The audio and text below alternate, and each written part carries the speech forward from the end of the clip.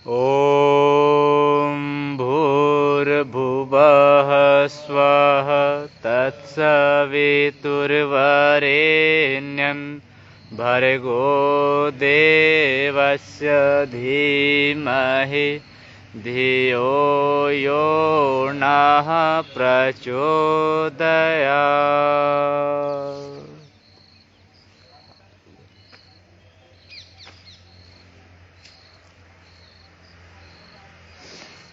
आइए प्राणायाम करेंगे। पहले प्राणायाम करेंगे भस्त्रिका हैं। जो हाई बीपी वाले हैं या हार्ट के कोई ऑपरेशन हुए हों तो भस्त्रिका प्राणायाम नहीं करेंगे, बाकी सभी करेंगे। दोनों हाथों को ऊपर उठाइए और लंबी सांस को ऊपर खींचेंगे और नीचे आते समय सांस को छोड़ेंगे। चलिए।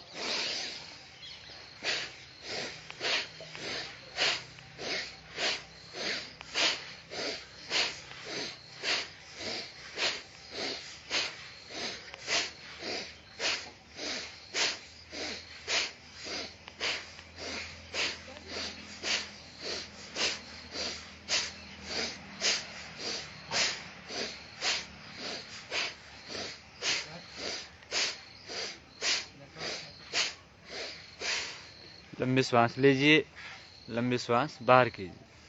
लंबी सांस लीजिए, लंबी सांस बाहर कीजिए। लंबी सांस लीजिए, लंबी सांस बाहर कीजिए। सामने हाथ लाइए, सामने भरेंगे और पीछे छोड़ेंगे।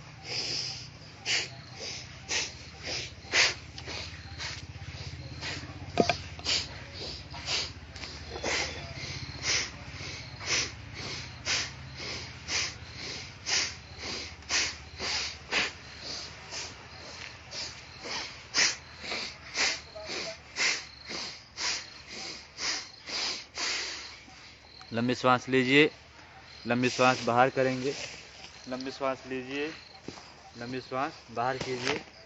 लंबी सांस लीजिए, लंबी सांस बाहर। अब कंधे पर हाथ को रखिए, ऊपर सांस भरेंगे, नीचे छोड़ेंगे।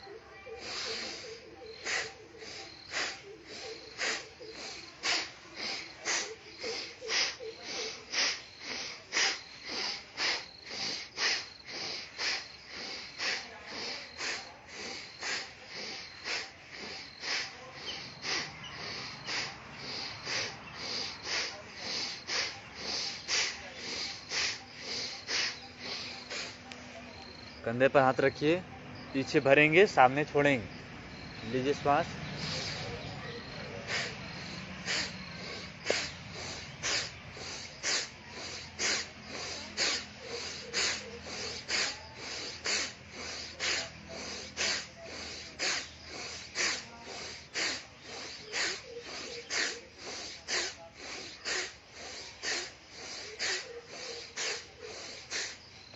लंबे लंबे श्वास लीजिए, छोड़िए।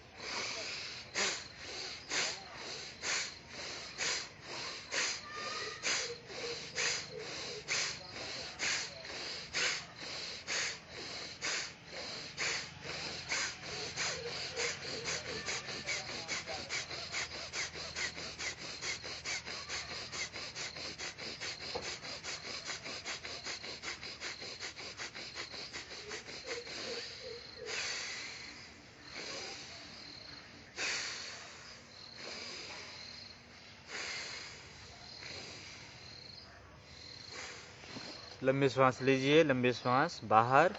भस्त्रिका प्राणायाम शरीर के विजातीय तत्व को जला करके बाहर निकालने वाला है भस्त्रिका। अगला करेंगे कपालभाति। लंबी श्वास को भरिए अंदर, आंखों को बंद रखेंगे। बंद आंखों से कपाल को देखिए, ललाट को, और केवल श्वास को बाहर करेंगे और नाभि अंदर करेंगे। श्वास को लेना इसमें नहीं है। लंबी श्वास एक बार भरिए और झटके से श्वास को केवल बाहर, नाभि अंदर। शुरू कीजिए कपालभाति। कोलेस्ट्रॉल को कम करने वाला, उदर रोगों को दूर भगाने वाला कपालभाति, सिर दर्द को ठीक करने वाला, अपच की समस्याओं को ठीक करने वाला कपालभाति प्राणायाम शुरू करेंगे।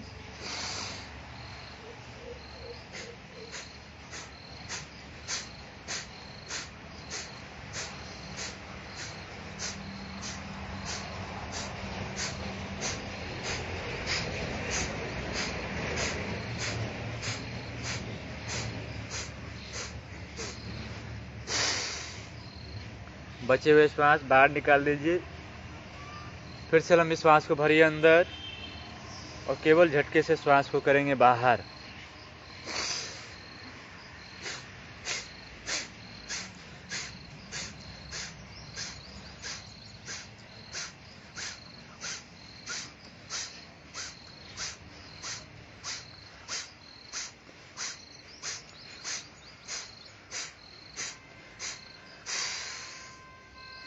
जो श्वास बचे हैं बाहर निकालिए। अंतिम राउंड करेंगे कपालभाति। केवल नाक से श्वास छोड़ेंगे, श्वास को लेना इसमें बिल्कुल नहीं है। फिर से लंबी श्वास को भरिए नाभि तक और नाभि को अंदर करते हुए श्वास को बाहर करेंगे कपालभाति। कोलेस्ट्रॉल को कम करने वाला, अपच की समस्या, उदर रोगों को नाश करने वाला, चेहरे पर तेज को बढ़ाने वाला कपालभाति। किसी भी प्रकार के पित्त के रोग हो, कफ के रोग हो, कपालभाति का जरूर अभ्यास करें। लंबी लंबी श्वास को केवल बाहर निकालते रहिए कपालभाति।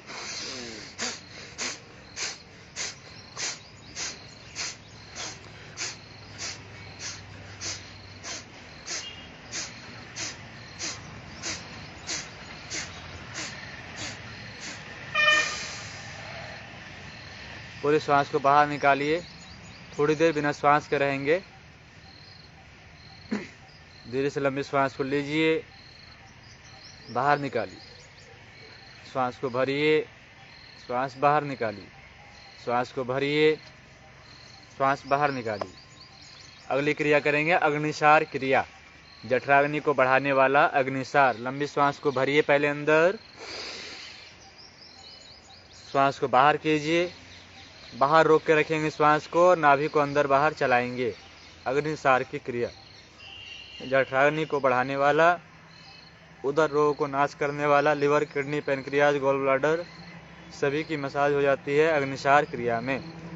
पेट के कोई ऑपरेशन हुए हों, अल्सर की समस्या हो तो अग्निसार नहीं करेंगे, बाकी सभी लोग करेंगे अग्निसार की क्रिया। अपच की समस्या, खट्टी डकार या एसिडिटी बनती हो, अग्निसार क्रिया करेंगे, जठराग्नि हमारी प्रदीप्त होगी, इन सभी समस्याओं से छुटकारा मिलेगा।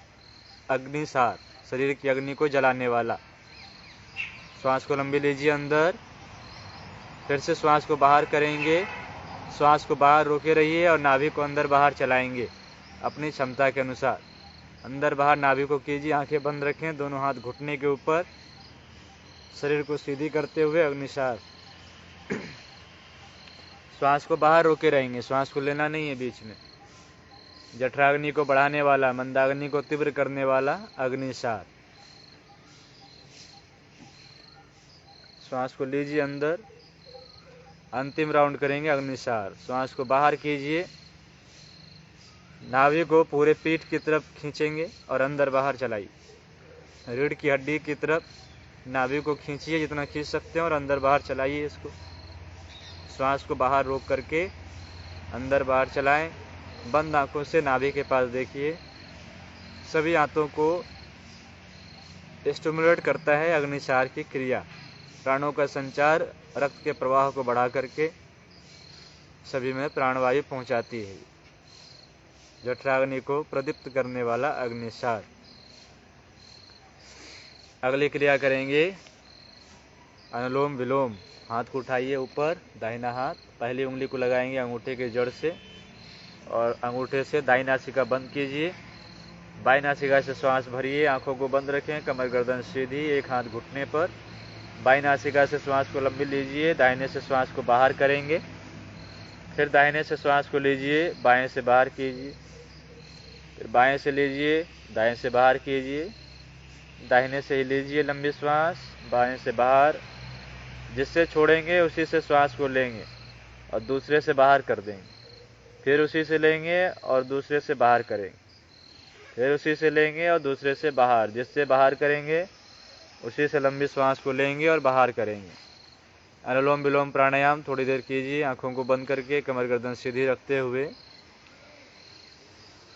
बाएं और दाएं मस्तिष्क हमारे दाहिने और बाएं नॉस्ट्रिल से कंट्रोल होता है। हमारा बायां स्वर हमारे दाएं मस्तिष्क को नियंत्रण करता है और दायां स्वर हमारे बाएं मस्तिष्क को नियंत्रण करता है। हमारा बायां मस्तिष्क शरीर के दाहिने भाग को कंट्रोल करता है और दायां मस्तिष्क हमारे शरीर के बाएं भाग को कंट्रोल करता है।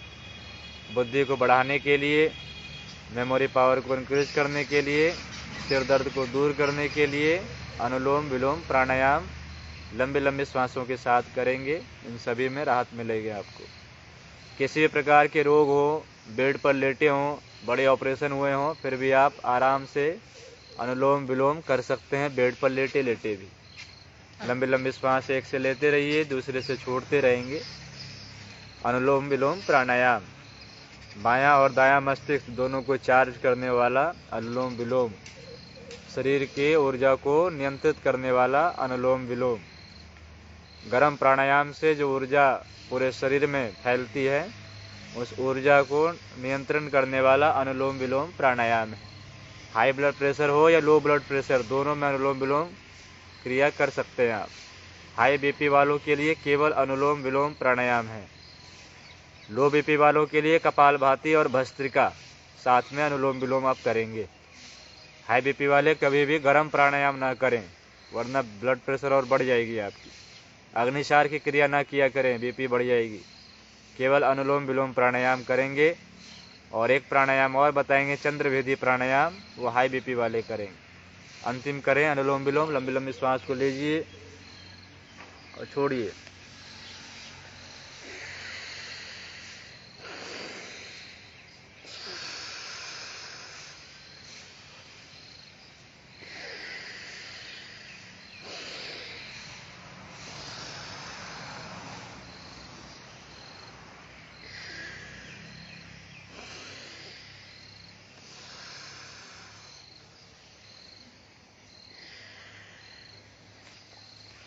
धीरे से दोनों हाथों को कान में लगाएंगे, इसको अंगूठे को। अगला प्राणायाम करेंगे भ्रामरी प्राणायाम। सिर दर्द की समस्या हो या माइग्रेन की समस्या हो, मेमोरी लॉस की समस्या चल रही हो, अल्जाइमर हो, डिमेंशिया हो, सभी में आप भ्रामरी प्राणायाम करेंगे। मन विचलित रहता हो, बेचैन रहता हो, या किसी प्रकार के चिड़चिड़ापन हो या क्रोधी स्वभाव हो, उनके लिए करना है भ्रामरी प्राणायाम। डिप्रेशन, निराशा, उदासी में चले गए हों, करेंगे भ्रामरी। किसी भी प्रकार के मनोरोगों के लिए भ्रामरी प्राणायाम। कान को बंद कीजिए अंगूठे से, बाकी के 4 उंगली को भावों के ऊपर, आँख के नीचे, नासिका के पास और होंठ के ऊपर लगाएंगे। कान को अच्छे से बंद कर लीजिए और मुंह को बंद रखेंगे, मुंह नहीं खोलेंगे। नाक के पास कंपन होंगे, भौरे की तरह गुंजन करेंगे और पूरे मस्तिष्क में कंपन को अनुभव करेंगे। कमर गर्दन सीधी रखते हुए भ्रामरी शुरू कीजिए।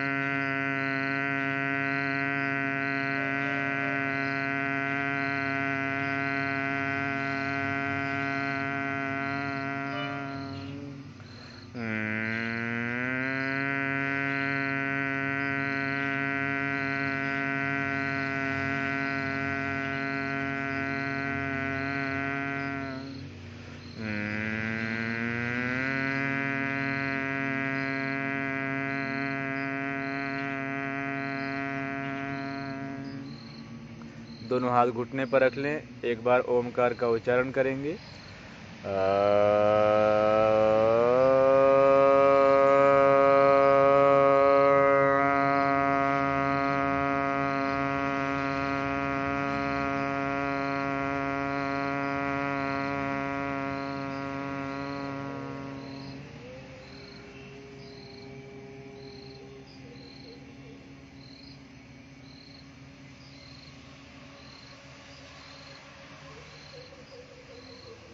दोनों हाथों को रगड़िए आपस में, आंखों से लगाइए।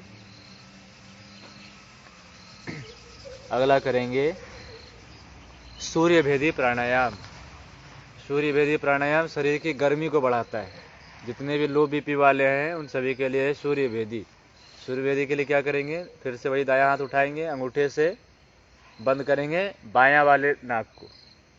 बायां वाला नाक बंद कीजिए सब, बायां नासिका बंद कीजिए, बायां छेद, और दाएं वाले से श्वास लीजिए। आप दाएं को बंद कीजिए और बाएं से श्वास बाहर कीजिए। फिर बायां बंद कीजिए, दायां से लीजिए। केवल दायां से लेना है और बायां से छोड़ना है। केवल दाएं नासिका से श्वास को भरिए लंबी, बाएं से बाहर कीजिए। दाहिने से लीजिए, बाएं से बाहर कीजिए।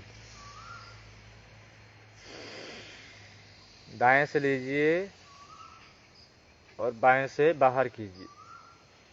दाहिने से लीजिए और बाएं से बाहर कीजिए। दाहिने नासिका से लीजिए और बाएं से बाहर करेंगे।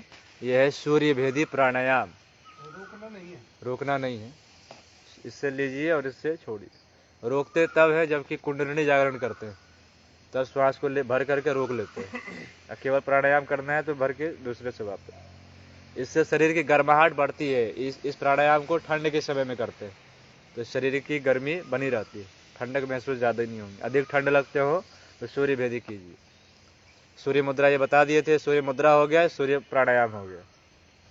ठीक है, वही पृथ्वी मुद्रा को दबाइए। सूर्य मुद्रा या अग्नि मुद्रा वही है। तो दाहिने से श्वास लेना है और बाएं से छोड़ना है। नाड़ियाँ कितनी हैं? 72,000। शरीर में 72,000 नाड़ियाँ हैं। उन 72,000 नाड़ियों में 84 नाड़ियाँ प्रमुख हैं। 84 में से भी 10 नाड़ियाँ प्रमुख हैं, 10 में भी 3 प्रमुख हैं। अब उससे कम नहीं हो सकता है। तो 3 प्रमुख है। 3 में ईड़ा है, पिंगला है और सुषुम्ना है। तो एक बाई नाड़ी है, एक दाहिनी नाड़ी है, एक बीच वाली नाड़ी है। ठीक है। तो दाहिने स्वर जो होते हैं वो गर्म स्वर होते हैं, इसलिए जब आप देखेंगे तो ये गर्म स्वर यहाँ चलते हैं। दाहिना स्वर जो गर्म है अपना, और बायां स्वर जो है वो ठंडा है।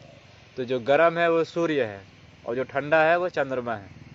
तो दाहिना स्वर सूर्य है और बायां स्वर वो चंद्रमा है। ठीक है, बायां चंद्रमा और दाहिना सूर्य। दायां भाग जो है वो गर्म भाग है, इसलिए दायां भाग जो है पुरुष का भाग माना गया है और बायां भाग जो है वो स्त्री भाग है।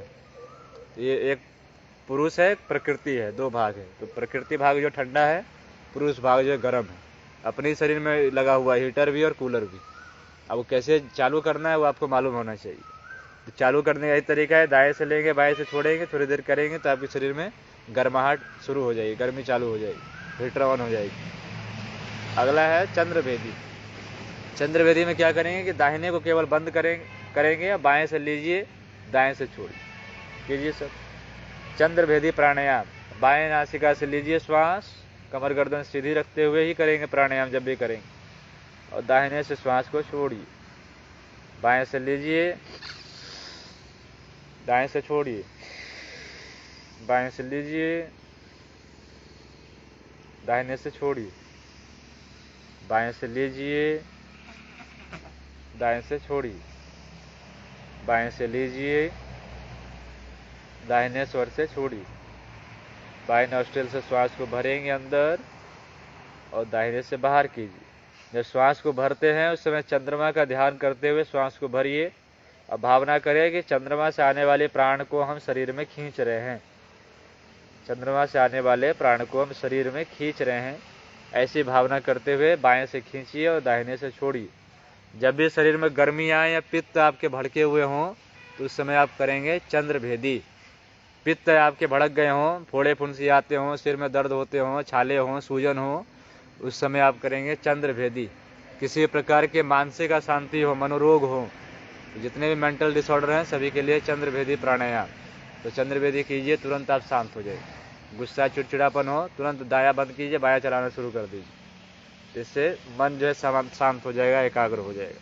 तो यह चंद्रभेदी प्राणायाम। उसी प्रकार से सूर्यभेदी करेंगे तो सूर्य का ध्यान करते हुए सूर्य से आने वाले प्राण को खींच रहे हैं ऐसी भावना करना है, तो शरीर हमारा गर्म हो जाएगा। ठीक, ये सूर्यभेदी हो गया, चंद्रभेदी हो गया। गुरुदेव ने एक बताया नाड़ी शोधन प्राणायाम। तो नाड़ी शोधन प्राणायाम करने के लिए इन्हीं दोनों का यूज करते हैं। उसमें फिर क्या करेंगे, दाहिने नासिका बंद कीजिए, नाड़ी शोधन प्राणायाम परम पूज्य गुरुदेव पंडित श्री राम शर्मा आचार्य के अनुसार।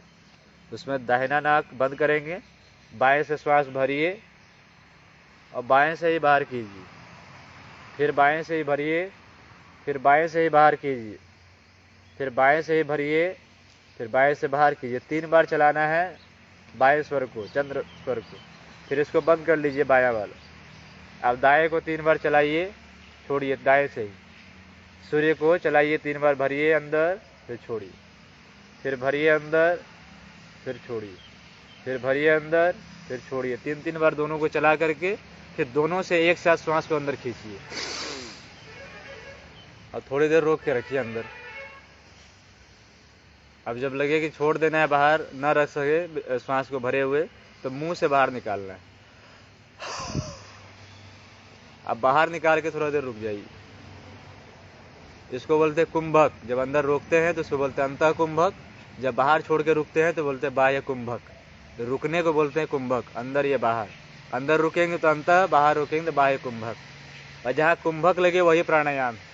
इसलिए कपालभाति को प्राणायाम में गिनती नहीं करते हैं, वो षटकर्म की क्रिया है, क्योंकि उसमें श्वास को हम लेते ही नहीं है, केवल छोड़ते हैं। भस्त्रिका जो प्राणायाम में आती है कि उसमें लेते भी हैं छोड़ते भी है ना। भ्रामरी को प्राणायाम में गिना गया कि उसमें श्वास लेते हैं, फिर भंवरे की तरह आवाज करके इसको बाहर निकालते हैं।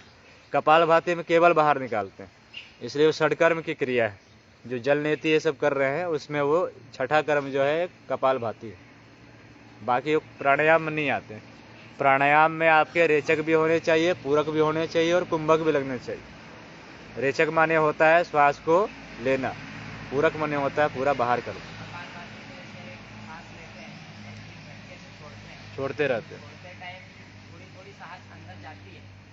नहीं जानी चाहिए श्वास, मुंह बंद रहेगी आपकी। श्वास जैसे लिए आप,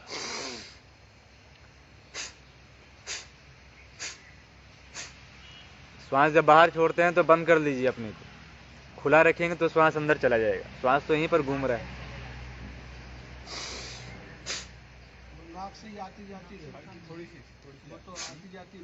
वो तो थोड़ा बहुत तो चलेगा हल्का फुल्का, लेकिन श्वास लेना आपको नहीं। श्वास ले छोड़ करके रुक जाइए, श्वास छोड़िए फिर रुकिए। जल्दी जल्दी करेंगे तो श्वास चले जाएंगे अंदर, इसलिए ले करके, जैसे बाबा रामदेव को देखे होंगे बात भी करते रहते हैं और बीच में झटका भी लेते रहते हैं, तो समझाने के लिए लेते हैं।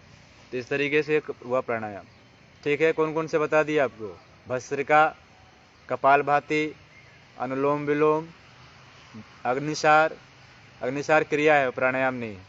फिर भ्रामरी, सूर्यभेदी। सूर्यभेदी में केवल दाएं से लेंगे, बाएं से छोड़ेंगे। चंद्रभेदी, बाएं से लेंगे, दाहिने से छोड़ेंगे।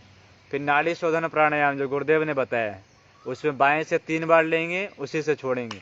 फिर दाहिने से 3 बार लेंगे, उसी से छोड़ेंगे। और अंतिम में दोनों से लेंगे। दोनों से लेना मैंने सुषुम्ना को लेना, और मुंह से बाहर करेंगे। थोड़ी देर रोक करके मुंह से बाहर कर देंगे, आपको ठंडक रिलैक्स महसूस होगी। और फिर बाहर ही थोड़ी देर रोके रहेंगे, इस चक्र को चलाते रहेंगे। यह है आपका नाड़ी शोधन। ये तीनों नाड़ियाँ आपकी शुद्ध हो जाती है। ये थोड़ा एडवांस रूप है नाड़ी शोधन का। ये गुरुजी ने अपने गुरुजी से सीखा था, दादा गुरुदेव से। और प्रज्ञा योग भी उन्हीं से सीख करके हिमालय से आए थे, तो हम लोग को बताते हैं। ठीक है, ये हो गया। प्राणाकर्षण प्राणायाम भी गुरुदेव का दिया हुआ है, जो हम लोग करवाते हैं। लंबी श्वास केवल लेना और उसको अनुभव करना है, चारों तरफ के प्राण को हम खींच रहे हैं। ठीक है, प्राणाकर्षण प्राणायाम, उसमें ऐसे बैठिए। प्राणाकर्षण प्राणायाम में सीधी आंखें बंद करके प्राणाकर्षण प्राणायाम परम पूज्य गुरुदेव के द्वारा दिया हुआ भावना कीजिए कि हमारे आसपास सफ़ेद रंग के बादल लहरा रहे हैं। चारों तरफ सफ़ेद रंग के बादल हैं, वो बादल प्राण के बादल हैं, महाप्राण। चारों तरफ प्राण प्रचुर मात्रा में भरी हुई है। अब श्वास को अंदर लीजिए, भावना करें कि उन प्राण को हम शरीर में धारण कर रहे हैं। उन सफ़ेद रंग के बादल जो प्राण के रूप में चारों तरफ बिखरे पड़े हैं, श्वासों के माध्यम से उन प्राणों को दोनों नासिका के माध्यम से शरीर में हम धारण कर रहे हैं। नाभि की ओर बढ़ता हुआ उस प्राण को बंद आंखों से ही अनुभव कीजिए। नासिका से प्राण प्रवेश कर रही है, मस्तिष्क से छूते हुए, कंठ के रास्ते सीने को छूते हुए नाभि में प्रवेश कर रही है वो प्राण। नाभि के माध्यम से सभी नसनाड़ियों में पहुंच रही है। शरीर के हर कोने में जहाँ जहाँ नसनाड़ियाँ पहुंची हुई हैं, सभी और वह प्राण पहुंचता हुआ अनुभव कीजिए। धीरे धीरे वापस श्वास को बाहर जाता हुआ देखिए। केवल आपको देखना है, जबरदस्ती न लेना है न छोड़ना है। उस प्राण को संकल्प पूर्वक शरीर में धारण करना है। केवल जो प्राणवायु आप लेते हैं बेहोशी में, केवल जागरूकता पूर्वक और संकल्प के साथ उस प्राणवायु को शरीर में आता हुआ, शरीर में फैलता हुआ, शरीर के रोगों को दूर करता हुआ देखने का केवल प्रयास कीजिए। यही है आपका प्राणाकर्षण प्राणायाम। यही है आपका प्राणाकर्षण प्राणायाम। धीरे से सामान्य हो जाइए। 2 प्राणायाम और सीख लीजिए। गर्मी के प्राणायाम है वो है शीतली और शीतकारी। शीतकारी के लिए करते हैं, दांत से कीजिए, दांत के बीच से हवा को खींचिए अंदर, नाक से मत कीजिए, दांत के बीच से। यहाँ ठंडक लगेगी आप, मैंने इसको शीतकारी बोलते हैं। गर्मी वाले प्राणायाम में जब भी गर्मी ज़्यादा लगे तो दांत, मुंह बंद कर लीजिए, नाक बंद कर लीजिए और उस ठंडक को अनुभव कीजिए अंदर में। यहाँ ठंडक लगेगी, ठंडी ठंडी हवा लगेगी यहाँ पर। फिर थोड़ा देर रोकिए, फिर बाहर कर दीजिए नाक से, फिर लीजिए अंदर दांत से। मुंह बंद, नाक बंद, अंदर उस ठंडक को अनुभव कीजिए। यही है कूलर आपके शरीर का। फिर लगे आप छोड़ना है तो नाक से थोड़ी बाहर कर दीजिए। अंतिम राउंड करेंगे शीतकारी। खा लेते जीभ में तब भी ऐसे ही करते हैं। ऐसे करते ही, ठंडा करते। हाँ ऐसे करते हैं ना, इस तरीके से करते हैं। तो ये सब हम लोग पता है, बस उसका वो नाम नहीं पता है कि क्या कर रहे हैं। आइए इसी का फायदा उठाते हैं वैज्ञानिक विदेशी, है ना। तो जब गर्मी वो जब तीखा लगना मतलब आपके शरीर में गर्माहट बढ़ जाना, पित्त बढ़ जाना, तो उसके लिए हम लोग ऊपर से लेते हैं इस तरह पानी लाओ करते हैं तुरंत। तो ये पता, हाँ करते रहते हैं। मिर्च खा लिए, तेज लग गई तो हम लोग करते रहते हैं। तो यही कर रहे हैं हम लोग। उसका नाम है शीतकारी जो करते हैं उस समय। पूरी ठंडक महसूस हो गया ना सीने में।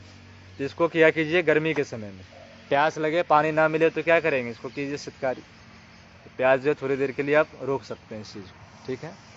अगली एक क्रिया और है, वो है शीतली। शीतली में जीभ को फोल्ड करते हैं।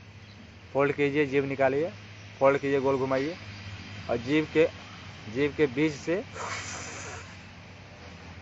फिर बंद कर लीजिए। जीभ के बीच से हवा को खींच करके बंद कीजिए। हाँ फोल्ड करना है। दब जाएंगे, कहीं कि नहीं दबते होंगे, कोई नहीं, केवल बीच से आप हवा खींच लीजिए ऐसे साइड से, ऐसे सूप की तरह और खींच करके रोकिए। उसके बीच से हवा को खींचिए और मुंह बंद कर लीजिए। इसमें पूरी ठंडक लगेगी। तो ये हो गया शीतली। शीतली और शीतकारी ये दोनों गर्मी वाले प्राणायाम है। गर्मी में खूब कीजिए, नाक से बाहर करेंगे ठीक। तो गर्मी के लिए प्राणायाम हो गए आपके चंद्रभेदी प्राणायाम, शीतली और शीतकारी, अनुलोम विलोम, ये 4 प्राणायाम आपके गर्मी के हैं। बाकी भस्त्रिका कपालभाति भी कीजिए, लेकिन गर्म अधिक हो तो कम कीजिए। बीपी बड़े हों तो कम कीजिए, नहीं तो नुकसान पहुंचाएंगे वो। सुबह सुबह कर सकते हैं भस्त्रिका और कपालभाति। टॉक्सिन को जला करके बाहर करता है भस्त्रिका। पसीने आ जाए आपके चेहरे पर, ऐसे भस्त्रिका हो, तेजी में करना है भस्त्रिका। लेकिन स्टंट डले हों हार्ट में तो बिल्कुल मत कीजिए, नुकसान पहुंचाएगा। अल्सर यदि हुए हों या कोई ऑपरेशन हुए हों, सर्जरी हुई हो पेट की, तो कपालभाति मत कीजिए, अग्निसार की क्रिया मत कीजिए। तो सावधानियों को पढ़ना बहुत ज़रूरी है। सावधानियों को नहीं पढ़ेंगे तो लेने के देने पड़ेंगे। इसलिए बाबा को देख के हर क्रिया मत कीजिए कि नौली कर लेते तो हम भी कर लेंगे। उन्होंने तो काफ़ी कठिन साधनाएं की हैं, तब वो कर पाते हैं आज। इसलिए अपना आहार विहार यदि सात्विक है, ब्रह्मचर्य का पालन करते हो, नियम अनुशासन का पालन है जीवन में, तभी इन क्रियाओं को करेंगे, ठीक है। तो ये हो गया अपना प्राणायाम। इतने सारे प्राणायाम थे, वैराइटीज़ है प्राणायाम के। एक और प्राणायाम है उज्जाई प्राणायाम, थायराइड के लिए। उसमें क्या करते हैं, कंठ को यहाँ पर सिकोड़ते हैं और यहीं से आवाज़ निकालते हैं ओमकार की, ठीक है। ऐसे सीधा बैठिए और इसको दबाते हुए गर्दन को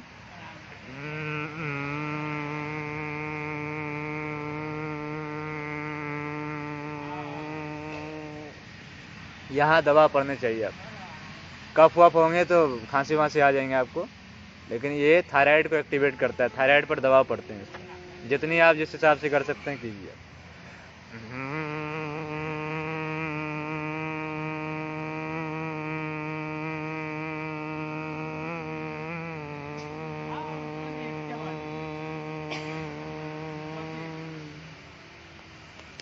थायराइड वाले टॉन्सिल वालों के लिए है उज्जाई प्राणायाम।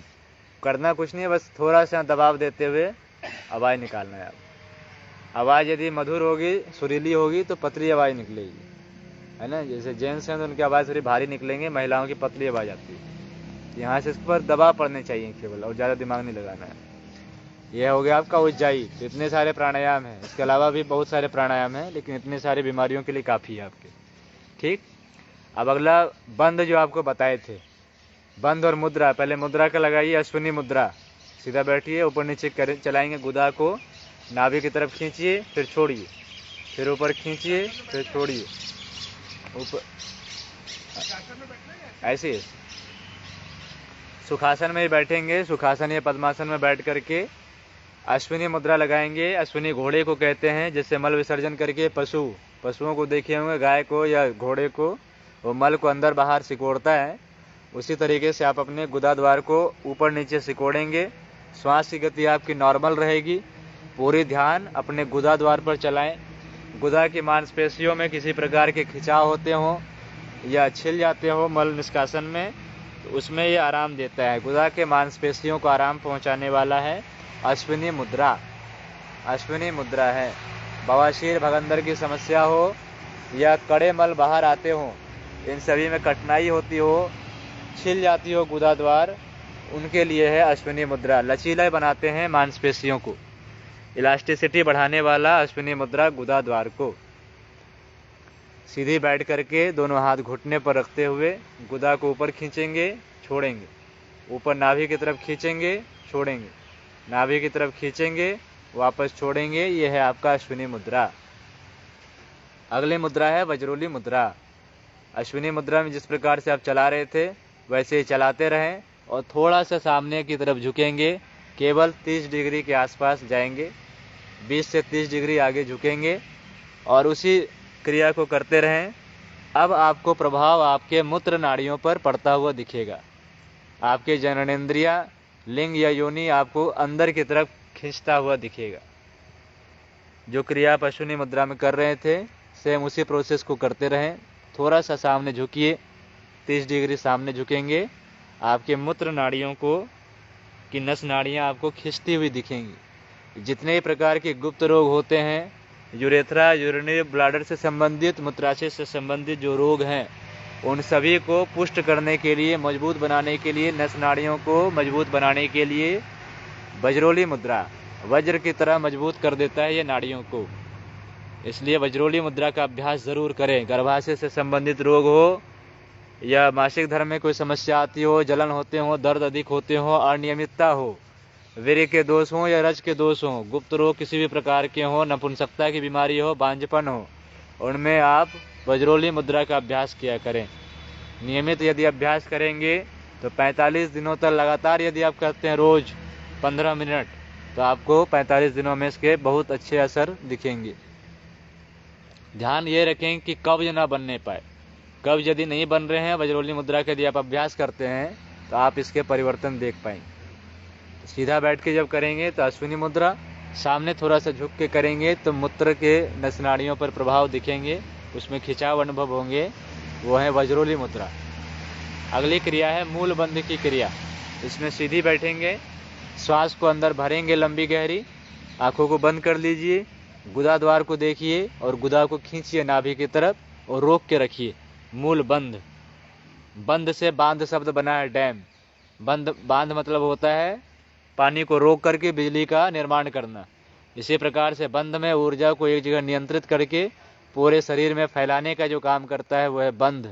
तो मूल बंध, हमारे गुदा द्वार को ऊपर खींचिए नाभि के पास, श्वास को ऊपर से नीचे दबा करके रखिए, भरे रखिए, अंतः कुंभक लगा करके मूल बंध जब तक आप रोक सकें रोके रहिए। असहजता महसूस होने पर नासिका से श्वास बाहर करेंगे और गुदा को नीचे छोड़ देंगे। यह है आपका मूल बंध। जब भी कमजोरी लगे या किसी भी प्रकार की आपको असहजता महसूस हो शरीर में, आप मूल बंध लगाइए। उदर के रोग हो, मूत्राशय के रोग हो या कोई भी बीमारी हो, कभी भी शरीर में कमजोरी आपको महसूस होती हो, तो शक्ति हमारी मूलाधार चक्र के पास स्थित है, कुंडलिनी शक्ति के रूप में उसे जगाइए, आपकी सभी कमजोरियां दूर होंगी। अगली क्रिया है उड्डयन बंध। उद्यान बंद में लंबी श्वास को पहले लीजिए अंदर, फिर पूरी श्वास को बाहर कर दीजिए, बाहर ही रोक के रखिए, बाह्य कुंभक लगाए रखें और नाभि को अंदर खींचिए रीढ़ की हड्डी की तरफ और दबाए रखिए रीढ़ की हड्डी की तरफ नाभि को। दोनों हाथ घुटने पर रखिए और बंद आंखों से नाभि को देखिए, अंदर दबाए रखिए रीढ़ की हड्डी सीधी, श्वास बाहर, नाभि रीढ़ की हड्डी की तरफ। उद्यान बंद उदर रोगों को मिटाने वाला। जितने भी अंग हैं ऑर्गन्स हैं हमारे पेट में, उन सभी ऑर्गनों की मसाज हो जाती है उद्यान बंद लगाने से। प्राणों का संचार, रक्त का संचार संतुलित हो जाते हैं सभी अंग में, सभी पर दबाव पड़ते हैं उद्यान बंद से। आध्यात्मिक लाभ है कि आपकी वायु सिद्ध हो जाती है और आकाश गमन आपका सहज हो जाता है। धीरे से श्वास को अंदर लीजिए, नाभि बाहर की तरफ करेंगे, सामान्य हो जाए। अगला बंद है आपका जालंधर बंद, वो लगते हैं आपके कंठ के पास। लंबी श्वास को भरिए और इस ठुड्डी को कंठकूप में लगाएंगे नीचे। आंख बंद करके अपने कंठ को देखने का प्रयास कीजिए। कंठ से हमारी 72,000 नाड़ियाँ नाभि से मस्तिष्क की ओर जाती हैं और मस्तिष्क से फिर कमांड लेकर के पूरे बॉडी को संचारित करती है। तो उन सभी नस नाड़ियों पर इस कंठकूप के माध्यम से, इस ठुड्डी के माध्यम से दबता हुआ अनुभव कीजिए। सभी नस नाड़ियों में आपके ब्लड सर्कुलेशन मेंटेन हो रहे हैं, प्राणों का प्रवाह बढ़ रहा है। ऐसी भावना करते हुए थोड़ी देर रुके रहें। जब असहजता महसूस हो तो श्वास को बाहर कर देंगे और सामान्य हो जाएंगे। ये 3 बंद थे। नीचे गुदाद्वार के पास लगने वाला मूल बंद, नाभि के पास लगने वाला उद्यान बंद और कंठ के पास लगने वाला जालंधर बंद। 3 बंद, 2 मुद्रा, बाकी के प्राणायाम। इन क्रियाओं को आप घर पर भी किया करें, है ना। आसन के बाद, पहले आसन उसके बाद प्राणायाम। अष्टांग योग में दिया गया यम नियम आसन प्राणायाम प्रत्याहार धारणा ध्यान समाधि। यम नियम जो है वो अनुशासन है आपके लिए, क्या करना है क्या नहीं करना है। जैसे उसमें बताया कि सत्य का आश्रय लो, सत्य बोलो, जितना है उतना में संतोष कीजिए। और अगला 3 है तप स्वाध्याय ईश्वर पर निधान। आपके जीवन में तप आए। तप मने हिमालय नहीं भागना, तप मतलब है कष्टों से लड़ने की अपने अंदर शक्ति अर्जित करना। जो तितिक्षा है, जो कष्ट है, कठिनाई है, उसके लिए आपके अंदर सामर्थ्य है, वो है तप। और उसी के लिए आपके लिए है आस्वाद व्रत। जैसे कल आप उपवास किए थे, ये छोटे छोटे व्रत हैं, तो इनके माध्यम से हम अपने आप को मजबूत बना सकते हैं। स्वाध्याय है, महापुरुषों के साहित्यों को पढ़िए। महापुरुषों में जैसे स्वामी विवेकानंद हैं, महर्षि अरविंद हैं, महर्षि रमण हैं, शिवानंद स्वामी हैं, महर्षि पतंजलि हैं, गीता है, भागवत है, रामचरितमानस है, परम पूज्य गुरुदेव की जो पुस्तकें हैं 3200 पुस्तकें, उनमें से किसी पुस्तक को पढ़िए स्वाध्याय और उसको जीवन में उतारिए। केवल न्यूज़पेपर की तरफ पढ़ करके फेंक मत दीजिए। जो उसमें लिखा है एक ही लाइन पढ़िए, लेकिन उस लाइन को जीवन में उतारने का प्रयास कीजिए। ये जीवन में उतारेंगे तो फिर जीवन परिवर्तन सुनिश्चित है, होगा परिवर्तन। लोग कहते हैं पढ़ते तो बहुत है, परिवर्तन नहीं है, तो उतारेंगे तो परिवर्तन होगा, तो उतारना जरूरी है। ये जब होंगे तो ईश्वर पर निधान खुद ही हो जाएगा, ईश्वर पर विश्वास आपके खुद ही जगेंगे, ईश्वर का आश्रय आपका मिलेगा। तीसरा ये हो गए आपके यम। उसी प्रकार से नियम के भी हैं। तो यम और नियम को जब आप जीवन में लाएंगे, ब्रह्मचर्य का पालन करेंगे, सत्य का वाचन करेंगे, सत्य ही हमेशा बोलेंगे, झूठ कपट नहीं बोलेंगे, तो फिर आपके जीवन में आएगा। फिर अगला आसन है, जो आसन आपको करवा रहे हैं सभी आसनों को कीजिए, गति योग कीजिए, सूक्ष्म व्यायाम कीजिए। उसके बाद कुछ आसनों को जो बताया गया है सारे आसनों को आप कीजिए। सामर्थ्य हो तो सूर्य नमस्कार कर सकते हैं। परम पूज्य गुरुदेव जब समर्थ गुरु रामदास के रूप में थे तो रोज 2000 बार सूर्य नमस्कार करते थे। तो आप कम से कम 5 बार, 2 बार, 3 बार, जो आपकी सामर्थ्य जरूर कीजिए सूर्य नमस्कार। उससे हमारा शरीर बलिष्ठ होता है ना, सभी ऑर्गन उससे पुष्ट हो जाते हैं। प्रज्ञा योग की अभ्यास कर सकते हैं। प्रज्ञा योग सहज है और सभी व्यक्ति कहीं भी कर सकते हैं। कुर्सी पर बैठे बैठे भी प्रज्ञा योग हो सकता है, इतने सरल आसन बनाए गए हैं। तो उन आसनों को आप करें। काउंटर पोज भी साथ में इंक्लूडेड है और काफ़ी सारी बीमारियों का उसमें इलाज हो जाते हैं केवल प्रज्ञा योग करने से। तो सूर्य नमस्कार का ये एडवांस रूप है प्रज्ञा योग, ठीक है। उसके बाद आप प्राणायाम कीजिए। प्राणायाम जो बताए गए सारे प्राणायाम कीजिए। प्राणायाम के बाद मुद्रा लगाइए, बंध लगाइए और अंतिम में आप थोड़ी बहुत हंसी जरूर कीजिए। हंसिए आपस में।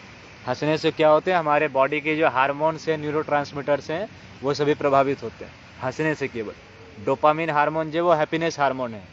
डोपामिन यदि शरीर में कम है तो आप हंसेंगे कम, खुश कम रहेंगे।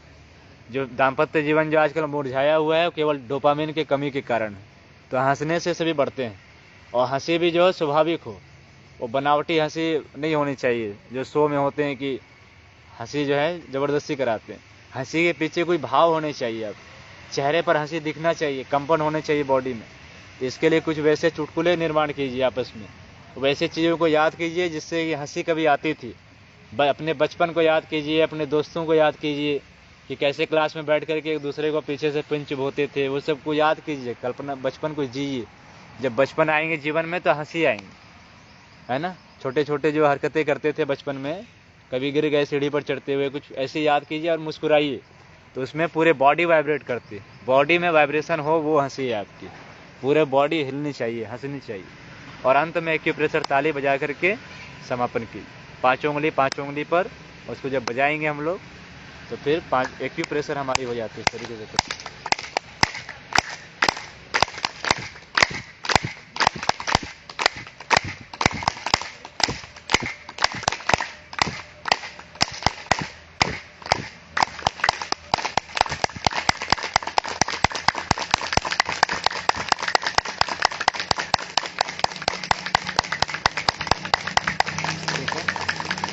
ऐसा जरूर किया करें, ऐसा करेंगे तो सब सारी क्रिया एक साथ आपकी हो जाए।